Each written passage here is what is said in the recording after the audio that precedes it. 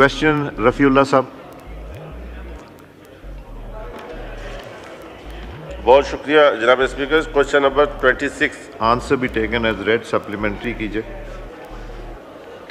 जनाब स्पीकर साहब, ये PDSP हमारी ये जो मिनिस्टर साहब ने जो मुझे आंसर किया है, तो डॉक्यूमेंट्स में, पेपर्स में तो पाकिस्तान अल्हम्दुलिल्लाह बहुत बेहतर चल रहा है, सब अच्छे की रिपोर्ट होती है और सारी चीज़ें सही हैं। मैं थोड़ा सा पीछे लेके जाऊं आपको, जब पिछले अदवार में हुकूमत थी पाकिस्तान तहरीक इंसाफ की, तो वज़ीर आज़म साहब आते थे कराची और हमें एक बहुत बड़े ऐलानात से नवाजते थे। कराची वाले सारे होपफुल होते थे कि वज़ीर आज़म साहब आए और उन्होंने कोई 200 अरब, 1200 अरब, 1700 अरब जी। तो लेकिन क्वेश्चन क्या? लेकिन सर, क्वेश्चन की तरफ आ रहा हूँ। लेकिन सर, कराची सिंध फिर महरूम रहता है। बदकिस्मती से इस दफ़ा भी चेयरमैन बिलावल भुट्टो साहब ने भी बजट से पहले भी, जब हमारी पाकिस्तान मुस्लिम लीग नून से इख्तलाफ रहा है, वो इसी बात पर रहा है कि मेहरबानी करके PSDP में हमें ऐसा हिस्सा दिया जाए कि जो रूरल, जो देहाती एरिया है, वहाँ पर भी कुछ बनाया जाए। हर चीज़ अगर आप एक मखसूस एरियो में, मखसूस इलाकों में, और इसका सर कोई मैकेनिज़्म बनना चाहिए कि अगर मैं मिनिस्टर हूँगा तो मेरे इस्तिका के मैं सब कुछ उस तरफ लेके जाऊँ। और अगर आप रिकॉर्ड उठवा के देख लें, माजी में यही होता रहा है। तो मेरी रिक्वेस्ट है आपसे, गवर्नमेंट से, कोई ऐसा तरीक़ाकार बनाया जाए कि वो महरूम सूबे और इलाके जिनका हक बनता है, और ख़ास तौर से सिंध का जो रेवेन्यू जनरेट करता है सबसे ज़्यादा, तो उसके हवाले से मिनिस्टर साहब से मैं ज़ाती तौर अपने हल्के के लिए भी, एक यूनिवर्सिटी के लिए कोई साल से मिन्नतें कर रहा हूँ।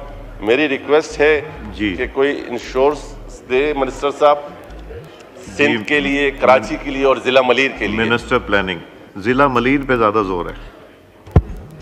जी शुक्रिया जनाब स्पीकर। फाजिल मेंबर ने एक बहुत अहम मसले की तरफ तवज्जो दिलाई है। बिलाशुबा पाकिस्तान के अंदर बहुत रीजनल डिस्पैरिटी है, लेकिन इसके साथ ही जो इस वक्त सूरत हाल है वो ये है कि डेवलपमेंट बजट जो 2013-18 के दरमियान औसतन तकरीबन 14% होता था हमारे कुल अखराजात का, उसका हुजम घट के अब 5% रह गया है और 51% डेट सर्विसिंग हो गई है कुल अखराजात में। और अगर आप हुकूमत के, वफाकी हुकूमत के कुल महासिल देखें कि जो नेट रेवेन्यूज़ आते हैं फेडरल गवर्नमेंट के पास, तो वो 100% सिर्फ डेट सर्विसिंग के अंदर कंज्यूम हो जाते हैं। लिहाजा जितनी डेवलपमेंट है और बाकी अखराजात हैं वो बोरोड हैं, और इसीलिए आज हम जिन चैलेंजेस का सामना कर रहे हैं, इसके लिए वज़ीर आज़म की क़यादत में स्ट्रक्चरल रिफॉर्म्स लाई जा रही हैं ताकि हम इस डेट ट्रैप से बच सकें कि जिसकी तरफ धकेले जा चुके हैं। और मैं ये भी अर्ज़ करना चाहता हूँ कि देखिए, इस वक्त जो हमारी डेवलपमेंट की नीड्स हैं, उसमें 18वीं तरमीम के बाद एक चेंज आ चुकी है। जो वसाइल और शोबाजात सूबों को दिए गए हैं, उसमें रीजनल डेवलपमेंट भी है। इस वक्त वफाकी बजट तरक्याती का हुजम सुकड़ गया है और उसके पास बमुश्किल उन शोबों के लिए वसाइल हैं कि जो पावर सेक्टर है, पेट्रोलियम है, नेशनल हाईवेज़ हैं, हायर एजुकेशन कमीशन है, या जो वफाकी शोबे के प्रोजेक्ट्स हैं, उनको बमुश्किल वो कर सकते हैं। लेकिन इसके बावजूद हमने 20 पूरेस्ट डिस्ट्रिक्ट्स के लिए एक इनिशिएटिव शुरू किया है, जिसमें सूबाई हुकूमतों के साथ 50% और 50% वफाकी हुकूमत लेकर डालेगी। इसी तरह जो अर्बन एरियाज़ हैं सिंध के, उसके लिए वज़ीर आज़म ने एक पैकेज PSDP के अंदर डाला है, जो वहाँ के नुमाइंदों के मुशावरत से उसको हम हतमी शक्ल देंगे।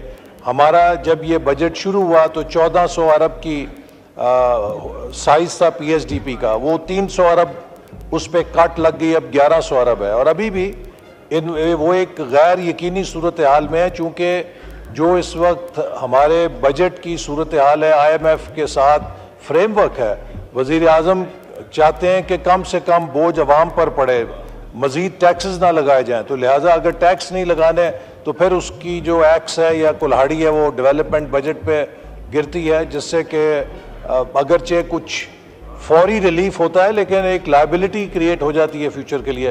तो ये एक बहुत गैर मामूली हालात हैं। इसके अंदर हम कोशिश कर रहे हैं कि जो हाई प्रायोरिटी प्रोजेक्ट्स हैं उनको लेकर आएँ। और दूसरी बात ये भी मैं कहना चाहता हूँ कि 2018 तक PSDP में सूबाई नौयत के मंसूबों का हुजम 15% था और 2018 से 22 तक वो 15% से बढ़ के 40% हो गया है।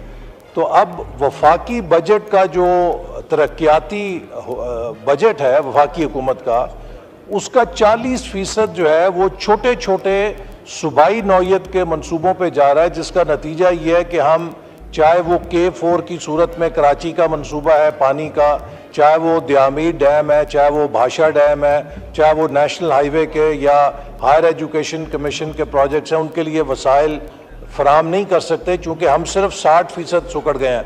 तो इसमें मैं उनको ये ज़रूर यकीन दिलाना चाहता हूँ कि जो भी वसाइल दस्तयाब होंगे हम ज़रूर फराम करेंगे, लेकिन बुनियादी तौर पे इलाकाई तरक्की, रीजनल डेवलपमेंट अब सूबों के दायरे इख्तियार में, और सूबे तकरीबन 60% के करीब जो नेशनल फाइनेंस कमीशन का अवार्ड है, तकरीबन 58% शेयर उनके पास जाता है। एक कसीर जो वसाइल हैं वो सूबों को मुंतकिल हो जाते हैं और वफाकी हुकूमत के पास तो एक बड़ा कलील वसाइल रहते हैं, जिनमें से फिर 40% जा रहा है सूबों के मंसूबों के ऊपर।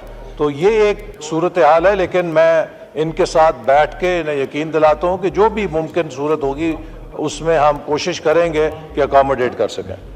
जी सप्लीमेंट्री डॉक्टर शाजिया साहिबा।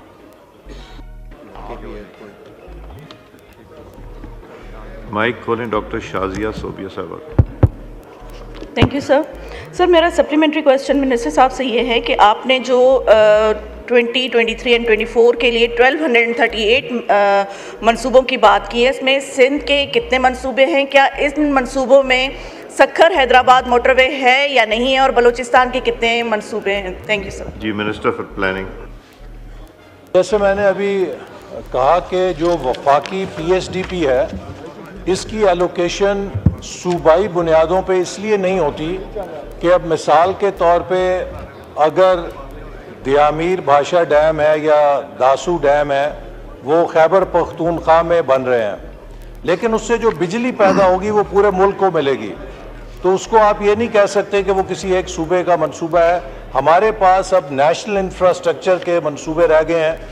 अगर एक ट्रांसमिशन लाइन किसी एक सूबे में नेशनल ग्रिड की बनती है तो वो सूबे का मंसूबा नहीं है, उससे बिजली जो गुजरती है वो पूरे मुल्क के अंदर सर्व करती है।